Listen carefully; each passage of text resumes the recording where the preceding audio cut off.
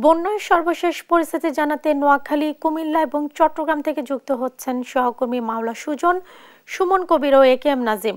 আমরা প্রথমে চলে যাচ্ছি নোয়াখালীতে। সুজন রয়েছেন সেখানে। সুজন, বন্যা পরিস্থিতির উন্নতি হয়েছে কিনা, আশ্রয় কেন্দ্রগুলোর এখন কি অবস্থা দেখছেন? জেসিকা বলছিলেন বন্যা পরিস্থিতির কথা। তো আমি এখন দাঁড়িয়ে আছি নোয়াখালীর একটি ব্যস্ততম সড়কে। আসলে আপনাকে যদি বলতে হয় যে গতকালকে সারাদিন বৃষ্টি না হলেও কিন্তু মধ্যরাত থেকে সকাল পর্যন্ত বৃষ্টি হয়েছে। তো এই বৃষ্টির কারণে আজকে আবার নোয়াখালীতে পানির পরিমাণ বৃদ্ধি পেয়েছে। গতকালকে সূর্যের আলো দেখা গিয়েছে, এর কারণে পানি একটু কমেছিল, কিন্তু গতকাল রাতে বৃষ্টি হওয়ার পরে পানি আজকে আবার থই থই করেছে। পানির পরিমাণ আরো বৃদ্ধি পেয়েছে পুরো নোয়াখালী জেলার 8টি উপজেলায়। তো আসলে নোয়াখালীতে বলতে গেলে 9টি উপজেলার মধ্যে 8টি উপজেলায় বন্যা আক্রান্ত হয়েছে। তো এই 8টি উপজেলার মধ্যে 826টি আশ্রয় কেন্দ্রে এ পর্যন্ত প্রায় 1.5 লক্ষেরও বেশি মানুষ আশ্রয় নিয়েছে বলে জেলা প্রশাসনের সূত্রে জানতে পেরেছি।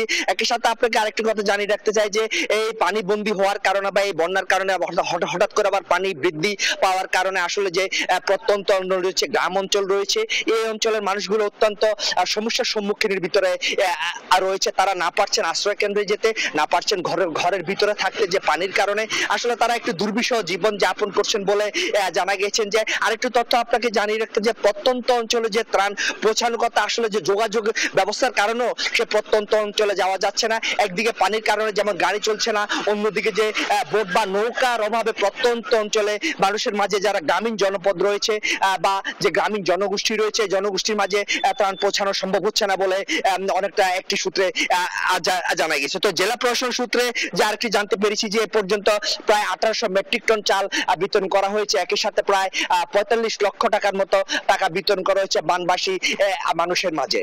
এই হচ্ছে নোয়াখালী থেকে বন্যা নিয়ে আমার কাছে সর্বশেষ। জেসিকা।